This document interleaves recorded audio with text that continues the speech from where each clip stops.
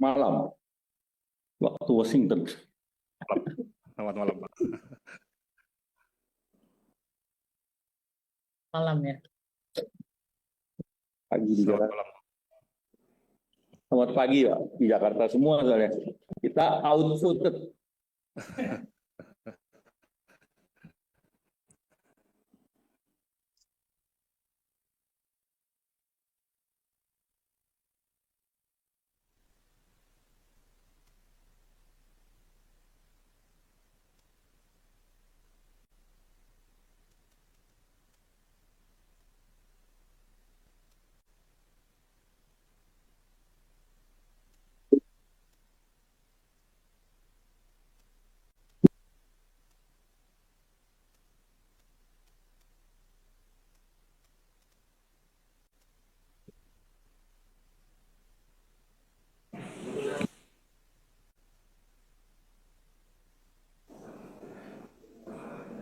Sudah.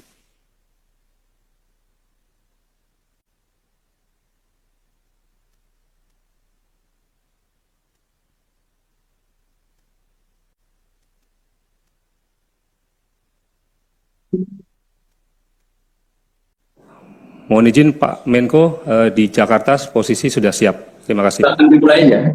Yang mulai kita ya. Oh gitu. Ya, udah bisa langsung mulai. Siap. Ya. Sudah? Masuk? Sudah ya. Assalamualaikum warahmatullahi wabarakatuh. Selamat pagi waktu Jakarta, selamat malam waktu Washington. Salam sejahtera buat kita semua. Om Swastiastu, Namo Buddhaya, salam kebajikan. Izinkan kami menyapa terlebih dahulu Bapak Menko Perekonomian, Bapak Erlangga Hartarto, dan Ibu Menteri Keuangan, Ibu Sri Mulyani Indrawati. Bersama kita juga telah hadir rekan-rekan media cetak dan media elektronik. Pertama-tama izinkan kami sebagai moderator mengucapkan terima kasih atas kehadiran rekan-rekan media cetak dan media elektronik dalam acara konferensi pers perkembangan lanjutan negosiasi dan diplomasi Indonesia dan Amerika Serikat. Acara ini sudah ditunggu-tunggu Pak Menko, Ibu Sri sejak terakhir tanggal 18 April hari Jumat yang dikenakan ada 128 media cetak, media elektronik yang hadir dan terus bertambah, dan kemudian juga kami menyiarkan secara live di YouTube Menko Perekonomian. Sebagai laporan, sebagaimana yang lalu, kami juga akan membagi dua sesi. Yang pertama adalah penyampaian materi, dan kemudian sesi kedua adalah tanya jawab yang disesuaikan dengan kesediaan waktu. Untuk menyingkat waktu, mohon izin berkenan Bapak Menko, waktu dan tempat kami persilahkan. Terima kasih. Terima kasih. Yang kami hormati teman-teman media cetak, media elektronik, dan online.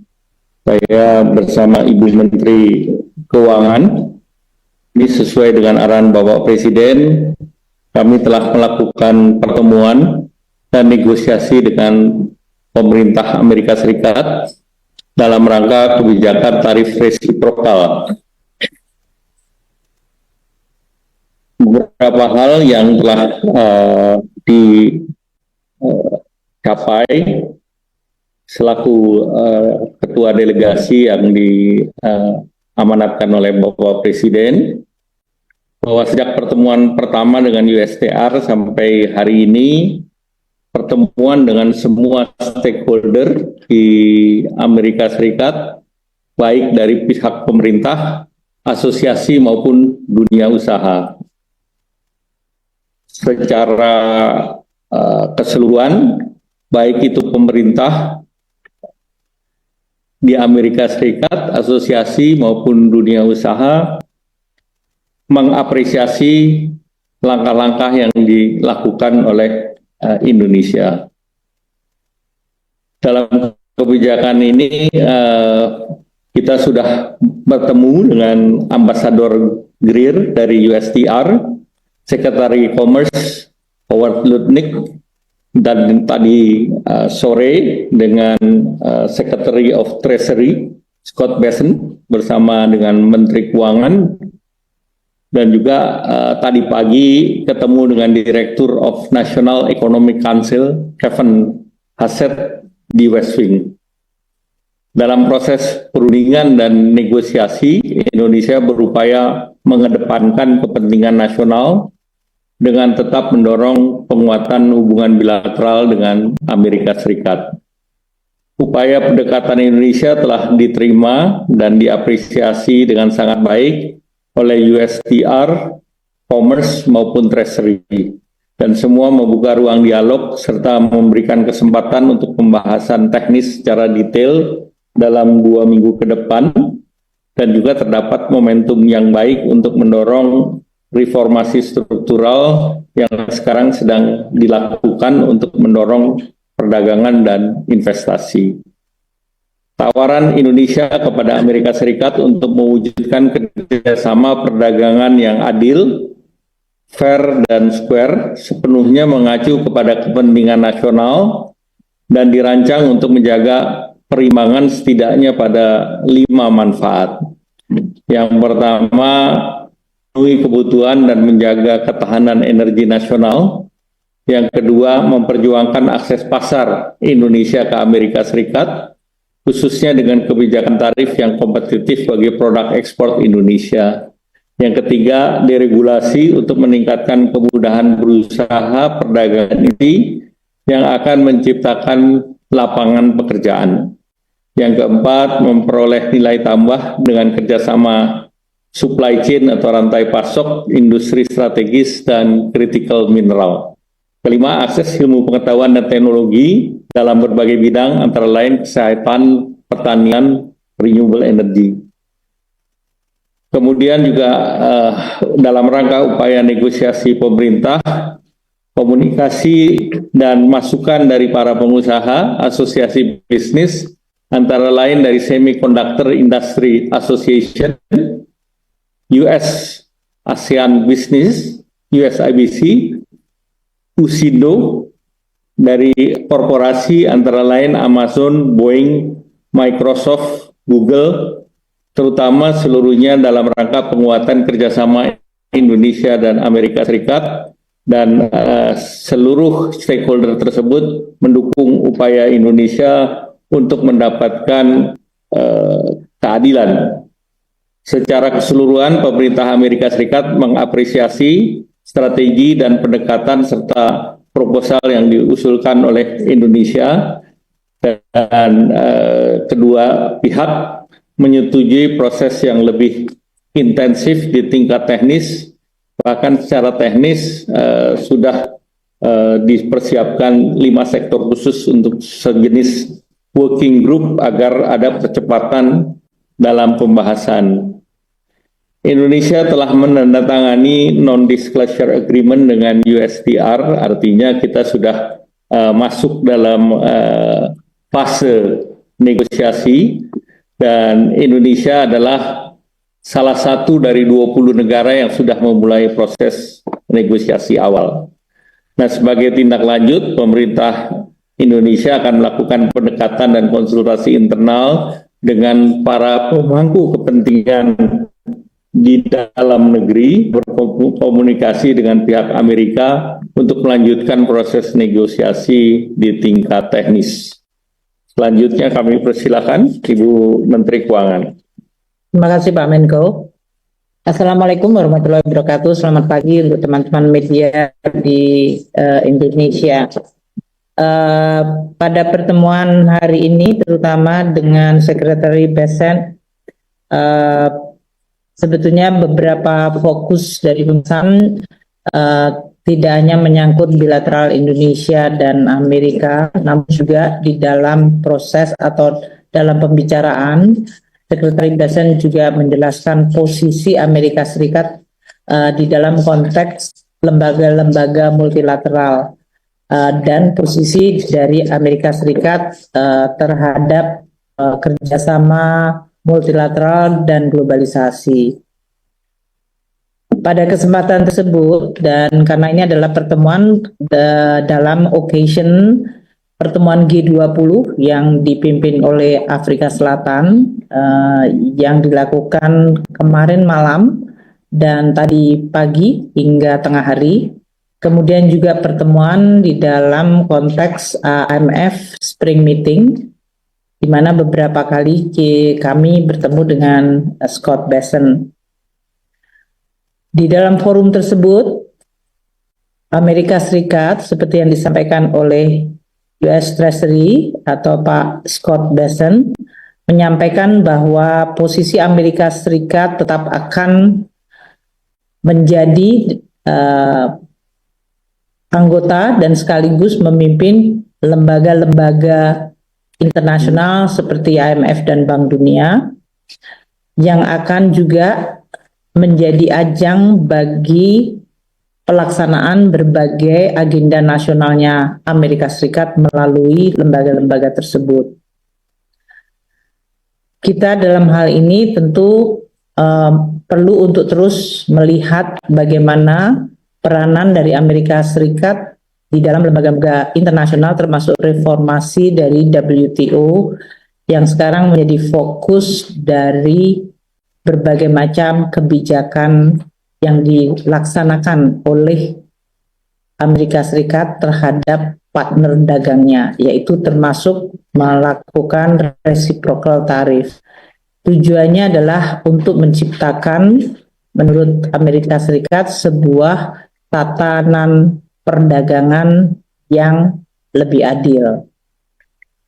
Di dalam konteks ini tentu kita juga harus terus mempelajari perkembangan ini karena di dalam pembahasan kami, Pak Menko dengan kami tadi dalam pertemuan, Amerika juga menyoroti mengenai hubungan Amerika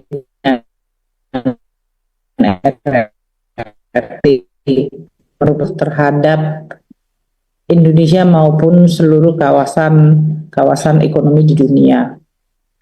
Oleh karena itu, untuk mendukung apa yang telah disampaikan Pak Menko, proses negosiasi Amerika Indonesia dengan Amerika Serikat melalui seluruh jalur yang bisa kita lakukan, baik itu tadi melalui USTR, melalui jalur Department of Commerce, dan sekarang juga dari US Treasury, tentu untuk mendapatkan gambaran yang lebih lengkap bagaimana ekspektasi dari Amerika Serikat dan proses pengambilan keputusan dari pemerintahan Amerika Serikat terhadap berbagai partner dagang mereka, termasuk dalam hal ini Indonesia.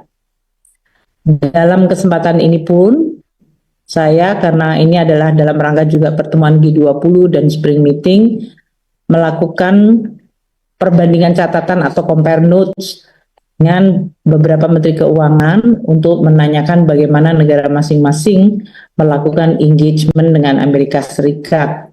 Ini tentu tujuannya adalah supaya pada akhirnya akan ada sebuah solusi yang bisa bersifat menyeluruh sehingga akan menimbulkan kepastian dunia, karena ketidakpastian dunia akan dan telah menyebabkan proyeksi perekonomian global yang melemah, dan itu tentu akan merugikan seluruh negara di dunia.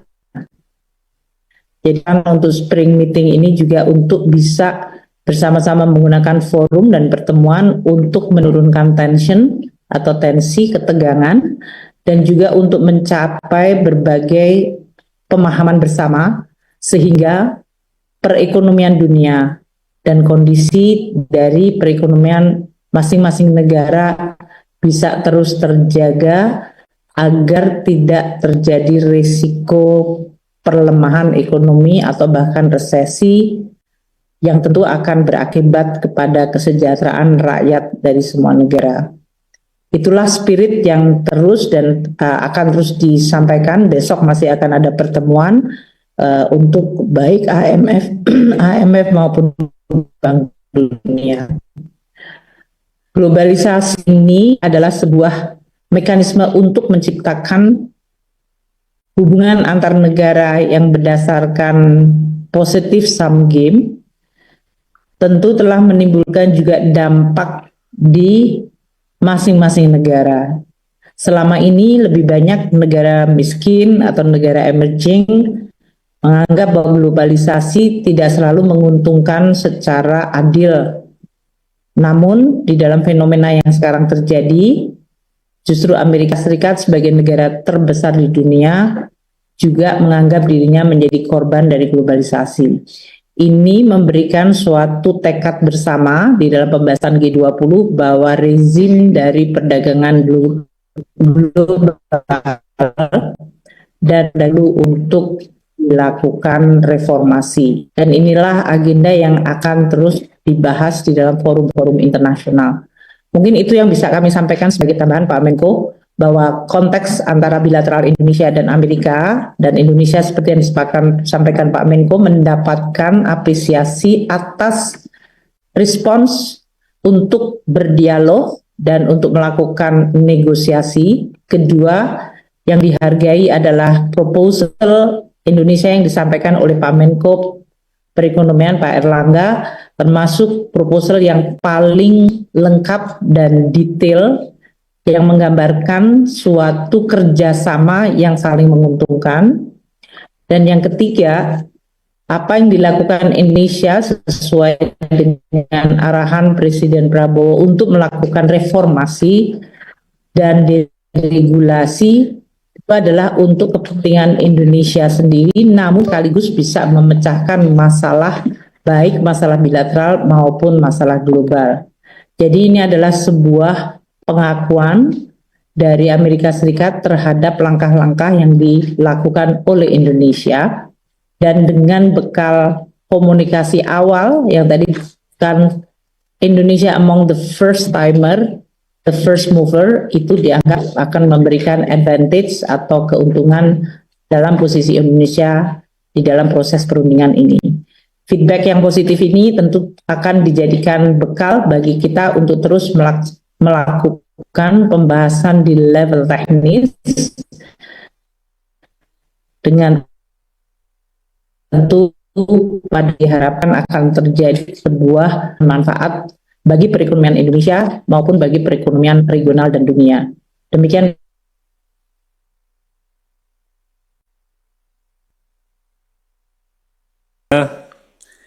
Tawaran dan permintaan Indonesia kepada pihak Amerika Serikat dengan 5 manfaat sepenuhnya mengacu kepada kepentingan nasional negara Republik Indonesia dan dirancang secara berimbang. Tindak lanjutnya, yang pertama akan dilakukan konsultasi internal di dalam negeri dan kemudian terus berkomunikasi dengan pihak Amerika Serikat. Kemudian mohon izin dari Ibu Menteri Keuangan bahwa telah dilakukan pertemuan bersama Pak Menko juga dengan Secretary of Treasury. Kemudian dalam konteks yang sama juga dalam keperluan G20 dan IMF Spring Meeting. Jadi ketiga pertemuan tersebut untuk mengetahui posisi Amerika Serikat dalam konteks lembaga-lembaga multilateral, dan tadi sudah dijelaskan bahwa Amerika Serikat tetap akan menjadi anggota. Kemudian juga dijelaskan oleh Bu Menteri Keuangan bahwa diperlukan reformasi WTO sendiri dengan adanya kebijakan resiprokal tarif untuk mendapatkan tatanan perdagangan yang lebih adil. Semua jalur sudah ditempuh, dan tadi disampaikan juga bahwa proposal yang disampaikan oleh Indonesia, Pak Menko Perekonomian, mendapat respon yang sangat positif karena baik menyangkut kepentingan bilateral dan juga kepentingan global. Mohon izin, demikian highlight yang dapat kami sampaikan. Izin Pak Menko, apakah kita bisa berlanjut ke sesi kedua, tanya jawab? Silakan. Terima kasih Pak.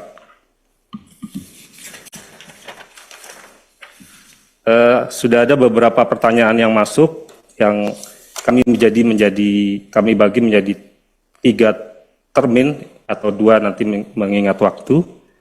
Yang pertama dari Ayos Carlos dari iNews. Ada 3 pertanyaan, akan saya sampaikan secara singkat. Yang pertama adalah terkait pelayanan QRIS hingga kondisi Mangga 2 yang dituding sebagai tempat barang bajakan. Apa alasan Amerika Serikat dan apakah dibahas dalam perundingan dan apakah langkah pemerintah? Kemudian pertanyaan kedua dari Ayos Carlos. Hal fundamental apa yang harus segera dibenahi untuk mencapai kemandirian dalam pengembangan industri nasional? Kemudian yang ketiga, dalam rangka menghadapi dampak tarif impor Amerika Serikat, pemerintah Indonesia fokus mencari pasar alternatif. Apakah boleh diupdate negara mana saja yang mempunyai peluang ekspor baru terhadap menjadi pasar Indonesia yang baru? 3 pertanyaan dari Ayos, kemudian yang kedua Pak Menko dari Stefano Reuters. Ada 3 pertanyaan juga, mohon izin. Apa saja tawaran resmi yang diajukan Indonesia kepada pemerintah AS? Apakah termasuk penambahan impor dan apakah pesawat tempur termasuk di dalamnya? Kemudian yang kedua, apa respon awal dari pemerintah Amerika Serikat terhadap tawaran-tawaran Indonesia dan kapan dijanjikan akan direspon oleh Amerika Serikat? Kemudian yang ketiga adalah apa saja tantangan yang dihadapi tim delegasi Indonesia selama bernegosiasi kurang lebih seminggu di Amerika Serikat, dan apa rencana ASEAN sebagai satu grup dalam bernegosiasi dengan Amerika Serikat. Kemudian yang terakhir pada termin pertama dari Wahyu Setiawati dari BTV, pertanyaan cuma satu, rencana penambahan impor dari Amerika Serikat, apakah akan berimbas ke hubungan Indonesia dengan negara lain? Dan apakah negosiasi tidak mencederai hubungan Indonesia dengan negara lain? Demikian 3 pertanyaan dari 3 media di termin pertama. Waktu dan tempat kami persilahkan Pak Menko. Pertama ya, Pak Ayos Carlos, ini terkait dengan QRIS itu atau Gateway Nasional. Indonesia sebetulnya terbuka untuk para operator luar negeri termasuk master ataupun visa. Untuk di sektor kredit card itu tidak ada perubahan. Kemudian yang untuk sektor gateway ini mereka terbuka untuk masuk di dalam front end maupun berpartisipasi, dan itu level playing field dengan yang lain. Jadi ini sebetulnya masalahnya hanya penjelasan. Kedua, tidak ada pembahasan mengenai Mangga 2, ini tidak ada. Jadi bahkan kita belum bicara detail inti. Jadi ini pertanyaan yang diramaikan ini variasinya banyak. Ini seperti bahan untuk bimbingan belajar. Kemudian yang kedua terkait dengan hal fundamental yang harus dibenahi oleh sektor pengembangan industri, tentunya terkait dengan akses terhadap pasar-pasar produk industri nasional. Kemudian dampak daripada tarif impor terhadap market baru, salah satunya tentu kita akan mengutamakan kerjasama bilateral maupun multilateral dengan kerjasama yang sudah ditandatangani maupun yang sedang dalam proses. Antara lain juga Indonesia menargetkan untuk menyelesaikan EU-SEPA, dan kami sudah berkomunikasi dengan komisioner di EU-SEPA, dan mereka pada prinsipnya sekarang sangat terbuka dan sangat ingin agar SEPA ini segera diselesaikan. Jadi ini perubahan yang cukup mendasar.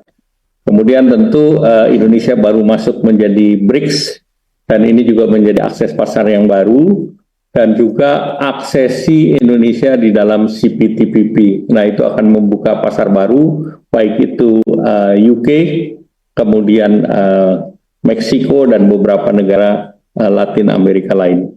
Terus dari Mas Stefano, karena kita dalam proses perundingan, maka tentu apa yang ditawarkan dan apa respons itu masih merupakan hal yang dinamis, jadi bukan posisi yang statis. Nah, kemudian tentu terkait dengan tawaran Indonesia di sektor energi, di sektor pertanian, kemudian dan yang lain, ini masih dalam konteks pembahasan yang nanti rinciannya akan diumumkan sesudah deal ini dapat diterima oleh kedua belah pihak. Nah, respons awal dari Amerika tadi sudah disampaikan Ibu Menteri Keuangan, Indonesia adalah yang salah satu yang pertama yang merespons. Tentunya ada keuntungan bagi Indonesia karena ini sebagai salah satu adalah early mover advantage yang bisa menjadi salah satu referensi bagi Amerika. Kemudian tantangan yang dihadapi tentu karena ini adalah Indonesia adalah satu dari lebih dari 70 negara, sehingga tentu bagi Indonesia adalah bagaimana kita menjadi perhatian pertama. Dan alhamdulillah ini sudah berhasil kita capai dan schedule sudah dipersiapkan, bahkan Indonesia mengusulkan timeline yang lebih pendek yaitu 60 hari, dan ini diapresiasi oleh berbagai negara yang kebetulan sedang ada di Washington. Kami juga berdiskusi dengan like-minded countries yang kebetulan ada di Washington, dan kita share apa-apa yang kira-kira bisa bermanfaat bagi Indonesia. Kemudian dari BTV tentu kita mendorong perdagangan yang fair, adil, baik itu di level bilateral maupun multilateral. Jadi tentu ini bukan dalam tanda petik zero sum game, dan ekonomi diharapkan bisa tumbuh sehingga pengalihan daripada import untuk komoditi dari negara tertentu, tentunya ada komoditi lain yang Indonesia bisa tingkatkan. Selanjutnya Ibu Menteri Keuangan, silakan. Pak Menko sudah menjelaskan dari sisi pendekatan disampaikan tadi oleh Sekretari Bessent, memang Amerika melakukan perundingan secara bilateral. Jadi dalam hal ini tidak dilakukan dalam bentuk grup negara. Namun itu tidak berarti bahwa Indonesia dan tentu saja dalam hal ini kita dengan ASEAN tidak bisa bertukar informasi untuk bisa melihat apa potensi-potensi kerjasama baik di dalam proses perundingan ini maupun di dalam konteks apa yang bisa dilakukan untuk memitigasi risiko dan berbagai kemungkinan. Jadi dalam hal ini justru pada saat pertemuan G20 dan juga dalam pertemuan IMF World Bank ini semua menunjukkan suara yang sama, semua negara, apakah dia negara maju, negara emerging maupun negara-negara berkembang lainnya, semua mengabarkan bahwa ketidakpastian global dengan tidak adanya kepastian mengenai bagaimana hubungan perdagangan antar negara akan diatur telah menimbulkan risiko sangat besar terhadap keseluruhan pertumbuhan ekonomi dunia. Dan dengan melihat bahwa ini adalah masalah bersama, maka muncul tekad untuk bekerja sama agar risiko ini dapat dimitigasi atau dihindari. Untuk beberapa topik pembahasan seperti untuk negosiasi tadi, selain substansinya yang telah disampaikan oleh Pak Menko di dalam pertemuan tersebut, beberapa materi disambut positif, namun ini adalah masih proses negosiasi. Seperti yang kita lihat pengalaman Amerika Serikat di dalam negosiasi, terutama dengan negara-negara seperti RRT, Meksiko, dan Kanada, mereka mengcover yang hubungannya dengan tarif maupun yang non-tarif barrier. Di dalam non-tarif barrier ini termasuk berbagai regulasi dan prosedur-prosedur yang dianggap menghalangi atau tidak menguntungkan bagi perusahaan Amerika Serikat. Nah, di dalam konteks ini tentu kita nanti akan melihat apakah regulasi ini apabila akan di-remove atau dimodifikasi baik untuk bisnis di Indonesia sendiri, karena seperti Presiden Prabowo menyampaikan, deregulasi ini adalah untuk mengurangi beban dan halangan-halangan bagi private sector untuk bisa berbisnis. Jadi tidak ditujukan untuk satu negara seperti Amerika Serikat. Dan oleh karena itu nanti tim deregulasi dan substansi akan terus dibahas bersama Pak Menko Perekonomian. Sebagian ada di dalam kewenangan Kementerian Keuangan, sehingga nanti kita akan terus bersama-sama dengan kementerian lain dan lembaga terkait untuk terus memperbaiki dan membenahi berbagai regulasi-regulasi tersebut. Ini sesuai dengan pertanyaan mengenai kemandirian industri nasional. Jadi industri nasional akan menjadi kuat apabila lingkungan peraturan atau environment dari regulationnya memenuhi dan menciptakan competitiveness. Dalam hal ini tentu peraturan yang makin sederhana, kepastian hukum, dan berbagai hal yang bisa menimbulkan kepastian dan dampak positif bagi competitiveness industri akan menjadi fokus dari reform kita. Nah, apa yang akan kita lakukan ini akan sekaligus juga menjadi salah satu bargaining untuk bernegosiasi dengan Amerika Serikat. Saya rasa untuk peluang ekspor baru, kita terus melakukan analisa bersama dengan tim Pak Menko dan yang lain. Secara analitik kita bisa mengidentifikasi beberapa dari komoditas Indonesia yang memiliki real comparative advantage. Itu biasanya secara teoritis dari perdagangan internasional menggambarkan bahwa komoditi yang memiliki RCA atau reveal comparative advantage di atas 1 itu berarti Indonesia relatif memiliki kemampuan kompetitif. Nah, ini oleh teman-teman di Kementerian Keuangan, baik itu di BKF, Bea Cukai, dan Pajak telah melakukan analisa dan nanti akan kami sampaikan kepada Pak Menko untuk bisa kita bahas bersama apa yang bisa kita lakukan untuk mendorong berbagai industri-industri nasional yang memang memiliki comparative advantage yang sangat kuat sehingga dia mampu untuk menembus tidak hanya pasar di Amerika tapi juga pasar-pasar yang lain.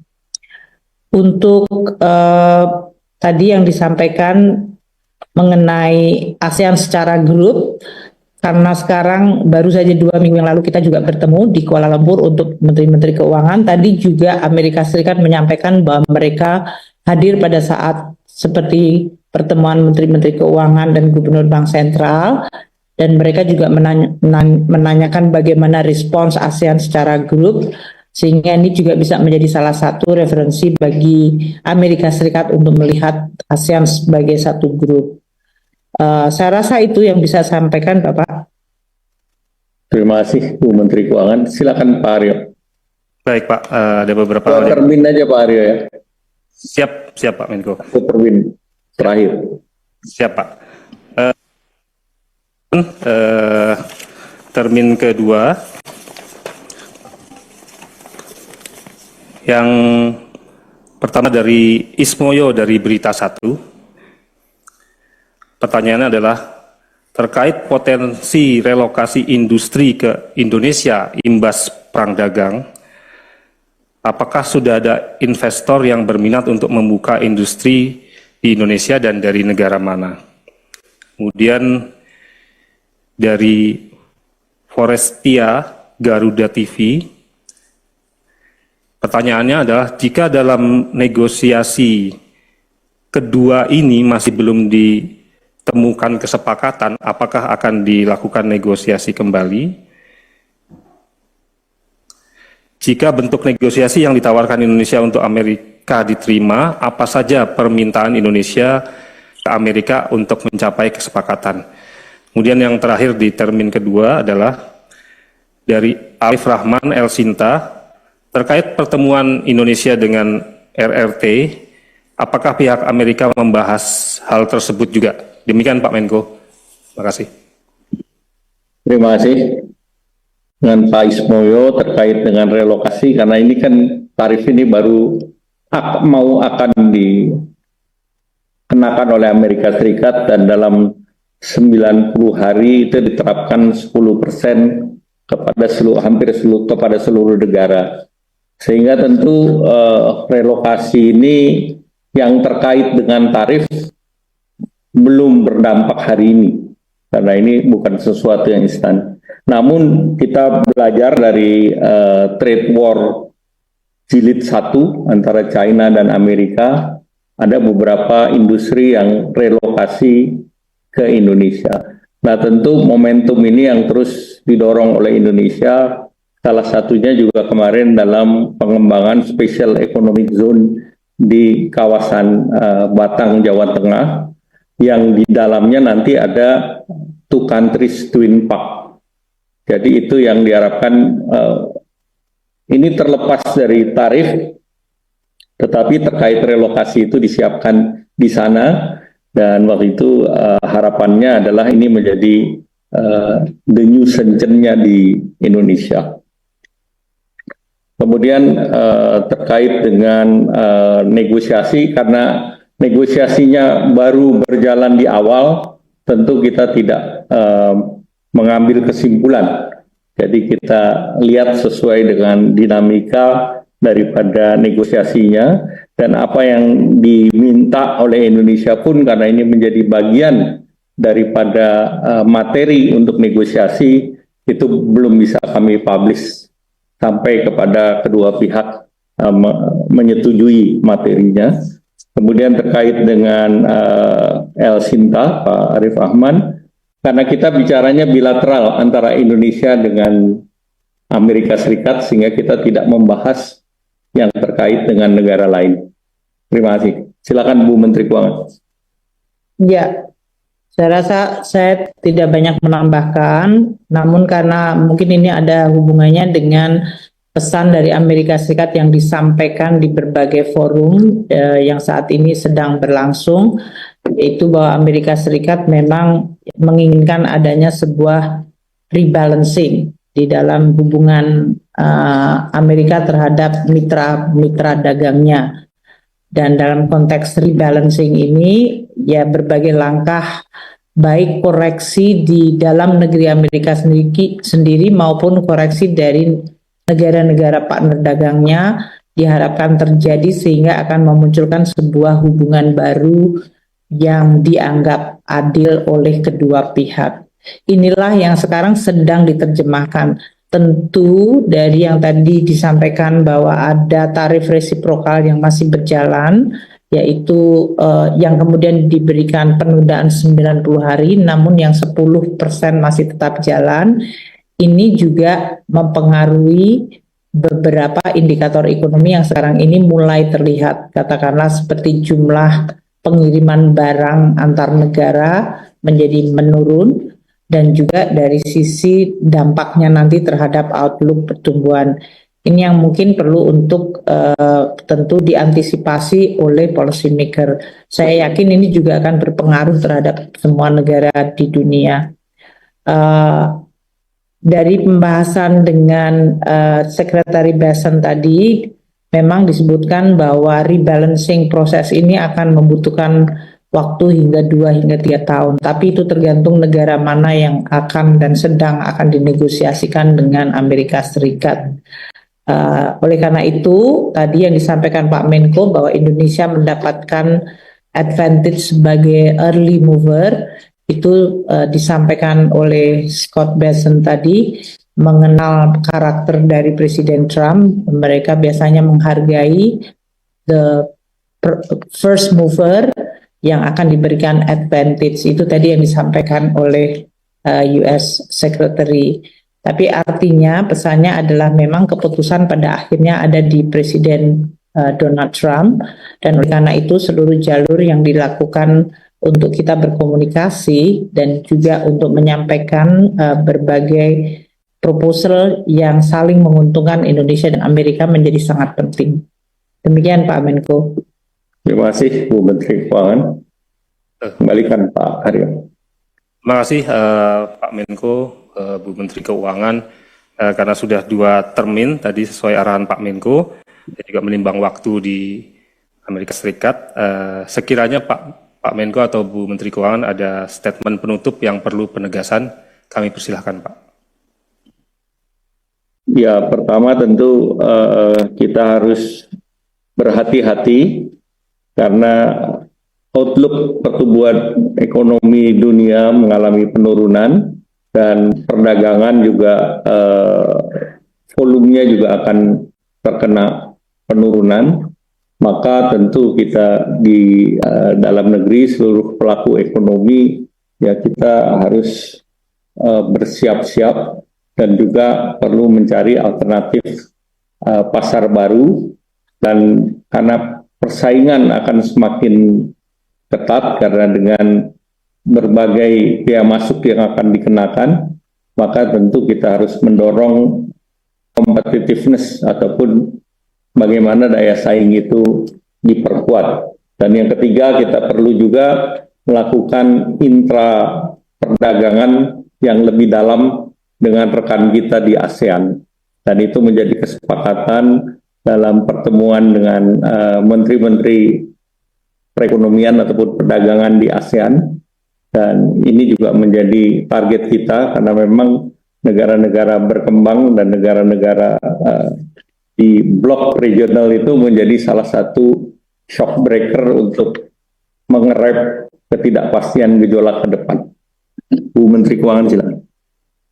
Ya Bapak, tadi yang disampaikan kita terus harus mewaspadai berbagai dampak dari proses ini yang disampaikan tadi, bahkan dengan pos 3 bulan saja tentu juga sudah akan memberikan dampak. Jadi dalam hal ini Indonesia harus terus menyiapkan berbagai instrumen policy untuk bisa memitigasi dampak dari kebijakan yang mempengaruhi perekonomian dan perdagangan seluruh dunia ini. Ini satu hal, dan kalau dari Kementerian Keuangan tentu kita akan lihat dari instrumen fiskal apa yang bisa kita terus gunakan di dalam space kebijakan fiskal yang ada agar tetap bisa meminimalkan dampak dan risiko bagi dunia usaha maupun bagi masyarakat. Di sisi lain, karena ini akan mempengaruhi seluruh tatanan perdagangan dunia, Indonesia juga harus mengantisipasi tatanan perdagangan dunia baru seperti apa, dan untuk bisa menjaga kepentingan nasional, tapi pada saat yang bersamaan melakukan kerjasama.